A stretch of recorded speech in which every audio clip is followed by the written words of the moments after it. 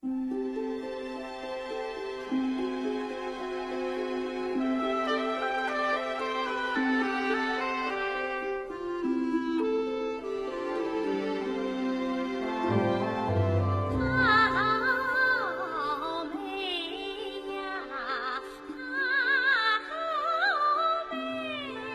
湖是中国第三大淡水湖，2千多平方公里的水域，像一只透亮弯弯的月亮，响开了中国的东部沿海。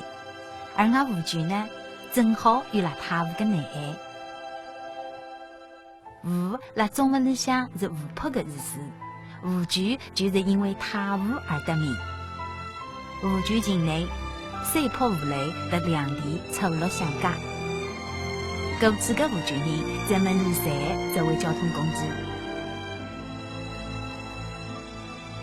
船行了城市的地板之间，丰富的水资源使得湖区气候湿润、物产丰富。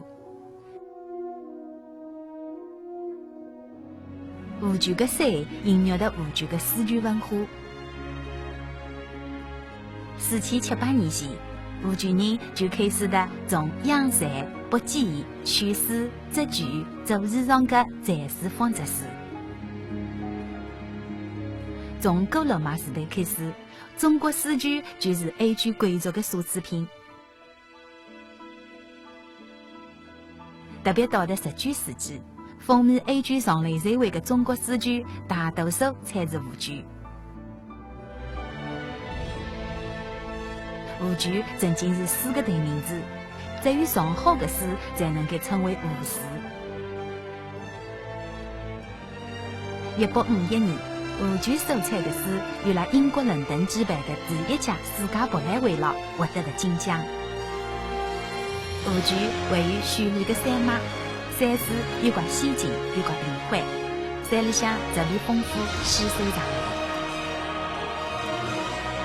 湖区的山孕育了湖区的茶文化。湖区不但出产上好的绿茶，而且还是落日茶经的写作地。这部写了1500年前的著作，被全世界茶文化研究者奉为经典。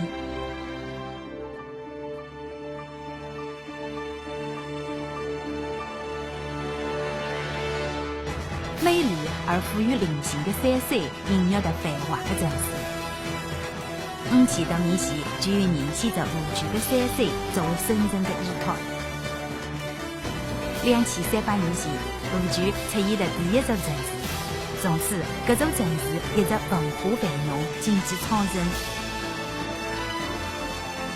今朝的湖区已经成为拥有260多万人口、5818平方公里的中国名城。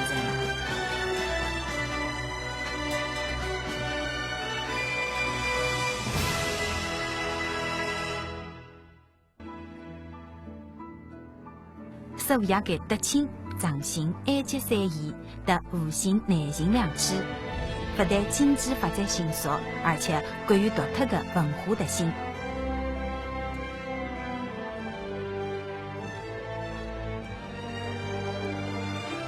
湖区是东方传统书写工具毛笔的发源地，而且一直是中国顶好毛笔的生产地区。而毛笔呢，又是中国书画的重要工具。所以，湖区也是中国传统书法得维护的范城之一。中国现代书画家赵孟頫就出生了湖区。其的山水作品是世界级的艺术珍宝，也是世界老有名博物馆争相收藏的对象。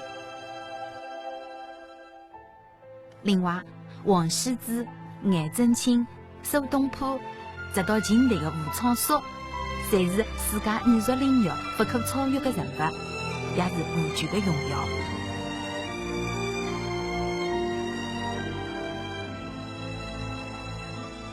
历史老的湖区充满了光荣，而今朝的湖区同样令人关注。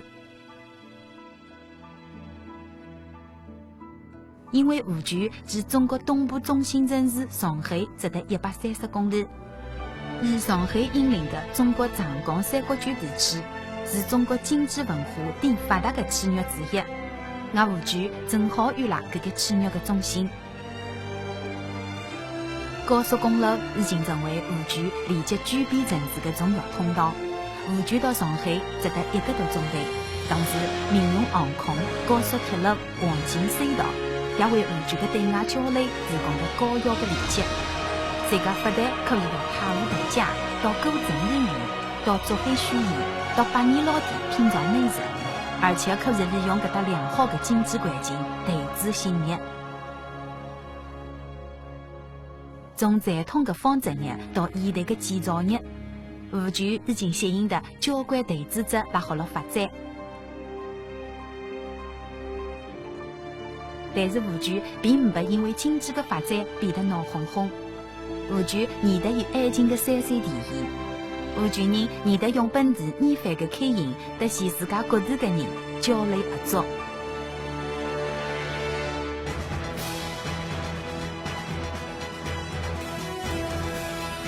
太湖依然平静，而湖边的月亮酒店倒得夜个对灯光变幻迷人。